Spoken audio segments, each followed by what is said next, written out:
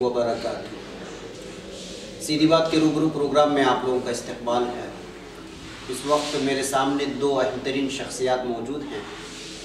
नागपुर के ज़िला अकोला के सोनूरी में एक जमीयत के प्रोग्राम में आना हुआ था, वहाँ पे कुछ अहम शख्सियात से मुलाकात हुई। एक मेरे सामने बैठे हैं मुंबई के महाराष्ट्र रियासत के मशहूर उर्दू अखबार उर्दू टाइम्स के editor, Urdu times Mumbai Urdu news के एडिटर जनाब शकील रशीद साहब, और शायद जो अखबारात से वाकिफ़ हैं, बल्कि पूरे हिंदुस्तान में जितने अखबारात हैं वहाँ पे हज़रत के वक्तन जो है मज़ामिन शाये होते रहते हैं और सहाफ़ती तबका इससे इस्तिफ़ादा करता रहता है। और एक और शख्सियत मेरे सामने है, 2-3 मरतबा मैंने आपसे रूबरू करवाया है हमारे स्टूडियो से भी, जनाब तहूर ख़ान पठान साहब, जो है इस वक्त महाराष्ट्र ही नहीं बल्कि जो है मुसलमानों के लिए, उन लोगों के लिए जो बेकसूरों को जेल में डाल दिया जाता है, उनको निकालने में सबसे बड़ा जमीयत में जो वकालत करते हुए लोगों को बाहर निकालने में, बेकसूरों को दोबारा ज़िंदगी देने में जो जद्दोजहद जारी है, उसमें इनका सर फहरिस्त नाम आता है। मैं आप दोनों का जो है इस्तकबाल करता हूँ।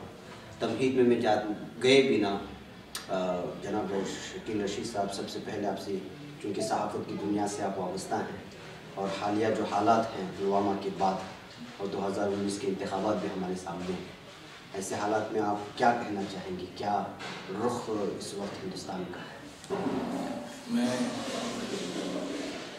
मैं जहाँ तक समझ सका हूँ, पुलवामा के बाद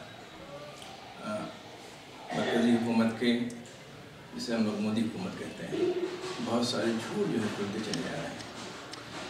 झूठ दहशतगर्दी के ताल्लुक से हों, बेरोज़गारी के ताल्लुक से हों, विकास के ताल्लुक से हों, और लोगों के सामने ये बात आ रही है कि हिंदू मुस्लिम फ़िरका वाराना जज्बात भड़का कर वोट हासिल करने का मंसूबा बनाया जा रहा है। जंगी जुनून पैदा करने की कोशिश की गई, वो एक तरह से नाकाम हो गई है, एक तरह से वो नाकाम हो गई है। ये हालात सबके सामने आ रहे हैं, हिंदुओं के सामने भी, मुसलमानों के सामने भी, सिखों के सामने भी, पूरे हिंदुस्तानियों के सामने।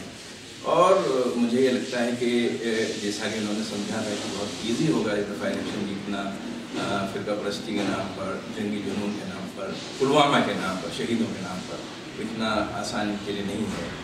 और इन्हें इतनी आसानी से इस दफ़ा, जितनी आसानी से 2014 में इन्होंने कामयाबी, इस बार उतनी आसानी से इनको कामयाबी नहीं मिल सके। जनाब तहूर ख़ान पठान साहब, मैं एक सवाल लेता हूँ आप दोनों से। इस वक्त 5 नौजवानों को आपने फिर रिहा करवाया है कुछ 71 केस में, और मुझे लगता है कि जो इस तरह हर साल कुछ ना कुछ नौजवान बाहर आते हैं, तो तमाम लोगों के पस मंज़र में चाहता हूँ कि इस केस के बारे में भी बोलें और इसके केस के पीछे किस तरह लोगों को फंसाया जाता है, इस पर भी थोड़ी बहुत रोशनी डालें, अगर आप समझते हैं कि इससे जो है कुछ कानूनी या फिर सरकारी तंजीमों को फ़र्क नहीं पड़ता है।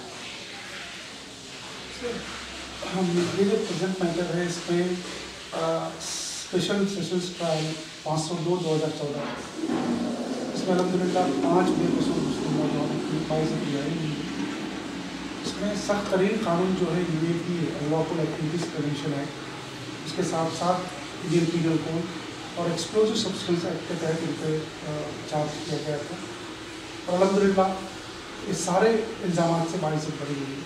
अल्लाह का करम है, अल्लाह का शुक्र है। और कई मायनों में ये जजमेंट जो है काफ़ी खसूसियत रखता है। सबसे पहले तो बताऊं कि ये हिंदुस्तान की जो जुडिशल सिस्टम है उस पर भरोसा या उसको और मजबूत करने के लिए, स्ट्रेंथन करने के लिए मैं कह सकता हूं कि आज के दौर में भी जुडिशरी कायम है और एक्टिव है और इंसाफ होता है। इस नज़र से ये काफ़ी अहम फैसला है। लेकिन जब तक अवेयरनेस का सवाल है या इस किस्म के बेकसूरों को फंसाने का है, एक बहुत ही बड़ी साजिश का हिस्सा है। और इसके अंदर सारी मिली तंजीमों को, इस मुल्क से, न सिर्फ इस मुल्क से बल्कि इंसानियत से मोहब्बत करने वाले जितने लोग हैं, जितने एलिमेंट्स हैं, उन सबको इस चीज़ के लिए उभर कर सामने आना है, एकजुट होना है। अब आज के मौजूदा दौर में मैं समझता हूँ इंडोनेशिया के बाद सबसे ज़्यादा सख्त तरीन कानून अगर कोई है तो वो UAP। इसमें ज़मानत की कोई गुंजाइश ही नहीं। एक बार UAP स्लैप हो जाता है तो ट्रायल होने के बाद ही आपका एक्विटल या कन्विक्शन لوگوں نے اسے جڑنا. تو یہ کافی غیر انسانی طریقے کا ہے. تو جتنے بھی ایسی چیزیں ہیں اس کے لیے ایک عوام سے, این جی اوز سے, انڈیویجولس سے ایک آواز اٹھنی چاہیے کہ بھائی اس قسم کا جو مس یوز ہے وہ روکنا چاہیے. وی آر ناٹ پروٹیکٹنگ اور we are not advocating criminals اور ٹیررسٹ. جمعیت کا یہ موقف رہا ہے کہ بے گناہوں کا کیس لیے, اور میرا بھی پرسنل موقف ہے کہ صرف بے گناہوں کی پیروی کریں. تو اس میں کسی کو شیلڈ کرنے کا, کسی کو پروٹیکٹ کرنے کا یا کسی گناہ گار کو چھوڑانے کی بات نہیں ہے, لیکن کسی جیسا کہ آپ دیکھ رہے ہیں گزشتہ کئی سالوں سے دیکھ رہے ہیں, مور دین 100 پیپل, 100 سے زائد بچے باہر آ چکے ہیں بے داغ, لیکن ان کی زندگی کا جو اہم ترین حصہ جیلوں میں سلاخوں میں گیا. ان کی فیملیز کو سفر کرنا پڑا, ان کی بیویوں کو سفر کرنا پڑا, ان کے بچوں کو سفر کرنا پڑا, ان کے ضعیف والدین کو سفر کرنا پڑا, الٹیمیٹلی ان کی کمیونٹی کو سفر کرنا پڑا. اس کی کہیں نہ کہیں روک تھام کے لیے جیسا 2 سولوشنس ہیں, ایک ٹیمپرری سولوشن اور ایک پرماننٹ سولوشن. تو پرماننٹ سولوشن کے لیے سارے این جی اوز کو یا سارے جو ہیومینیٹیرین گراؤنڈ کے اوپر کام کرتے ہیں لوگ, ملک کو بچانے کے لیے, ملک کو مضبوط بنانے کے لیے اہم چیز اگر کوئی ہے تو ایسے انجسٹ جو قانون جو ہے ان کے لیے, اس کے روک تھام کے لیے اور اس کا مس یوز کے لیے عوام کی اس کی ضرورت ہے. بعض دفعہ یہ سننے میں آتا ہے وکیل صاحب کی جو ہے جب کوئی اس طرح کے بے قصور نوجوان رہا ہوتے ہیں, اس سلسلے میں جو لوگ فیصلہ سناتے ہیں ججز, اگر اس طرح کے کچھ لوگ ہوتے ہیں تو کچھ لوگوں کا تبادلہ ہو جاتا ہے اور کچھ لوگوں کو ہائی سیٹ میں جو ہے پہنچا دیا جاتا ہے. یہ سب کیا معاملہ ہے؟ بینگ اے لائر میں اس پہ کچھ کمنٹ تو نہیں کر سکتا, لیکن عموماً یہ دیکھا گیا ہے کہ اس قسم کے منصفانہ فیصلے جب بھی آتے ہیں تو ایسے کئی مثالیں میرے ساتھ بھی ہوئی ہیں کہ جہاں کوئی بڑا فیصلہ یا صحیح انصاف ہوا ہے تو اس عدلیہ کے جو جج صاحب ہیں ان کا تبادلہ کر دیا جاتا ہے, بیچارے وکیلوں سے جواب طلب کیا جاتا ہے. ایسا ہوتا ہے, لیکن یہ کچھ روگ ایلیمنٹس جو ہوتے ہیں نا سسٹم میں, جو وائرس گھس گیا ہے اس کا نتیجہ ہے. ادروائز جہاں منصفانہ اور صحیح امپارشل ججمنٹ کرنے والے لوگوں کا ساری مشنری کا استقبال کرنا چاہیے, اور ان کو انعام کے طور پہ اگر ٹرانسفر ملتے ہیں تو یہ تشویشناک بات ہے. اس کے اوپر غور و فکر ہونا ضروری ہے عام جنتا کی طرف سے بھی اور حکومتی سطح کہ یہ کیوں ہوتا ہے.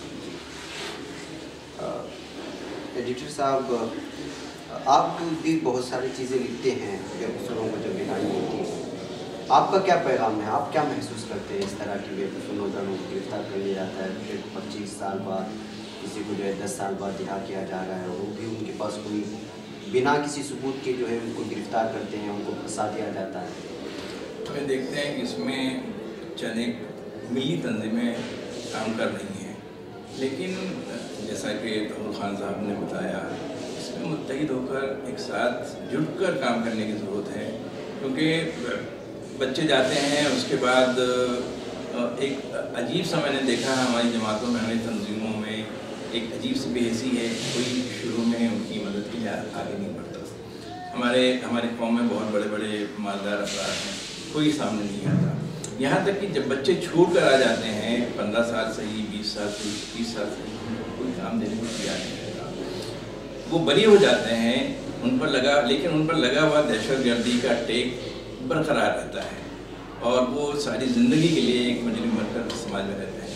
انہیں ایکسیپٹ کرنا چاہیے, انہیں کام دینا چاہیے, ان کو ملازمت میں رکھنا چاہیے, اور بلکہ ان کی سماجی زندگی کو سدھارنے کا کوئی ایک لائحہ عمل طے کرنا چاہیے. اس کے لیے پوری قوم کو, تمام جماعتوں کو, تمام تنظیموں کو مل کر بیٹھنا, سر جوڑنا چاہیے.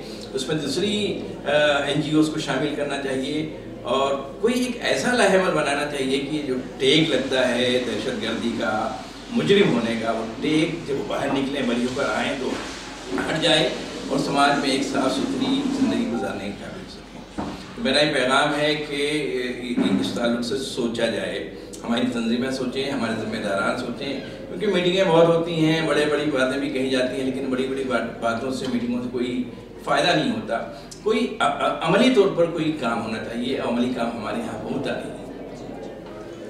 آخر میں آپ صحافت سے جڑے ایک سوال کرتا ہوں. اس سلسلے میں اردو اخبارات سے مجھے شکایت ہے, اس لیے کہ اردو اخبارات بالخصوص ان کے پاس جو ہے تحقیق کرنے کا کوئی مواد نہیں ہوتا.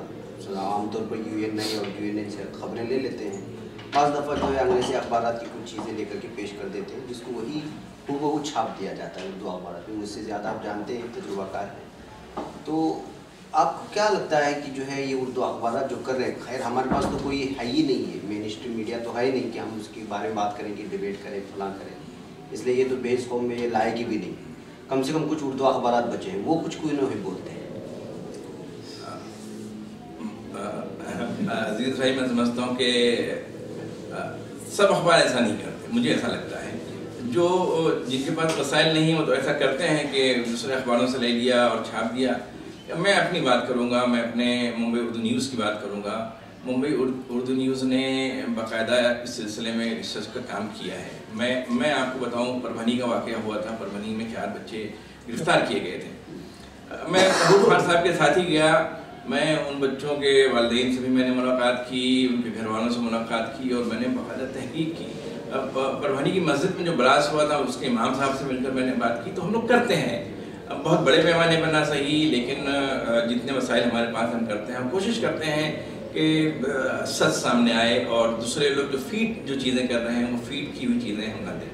اور اردو اخبار جو نہیں کرتے ہیں ان کو ایسا کرنا چاہیے.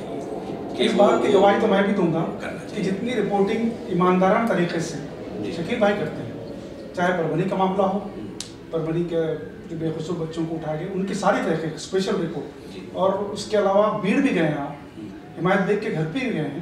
تو جتنے ایسے واقعات ہوتے ہیں میں ان کو اس بات کا تو میں گواہی دوں گا کہ شکیل رشید صاحب کی جو پترکاریتا ہے وہ وشوسنیہ اور پرامانک ہے. میں آپ کو بتا دوں، مالیگاؤں میں جو دھماکہ ہوا تھا، فرسٹ دھماکہ، ہم فوراً پہنچ گئے تھے وہاں. مالیگاؤں میں تھا، میرے ساتھی تھے عزیز اعجاز صاحب، وہ بھی ہمارے ساتھی ہیں، ہمارے اخبار کے ہیں، سینئر آدمی ہیں.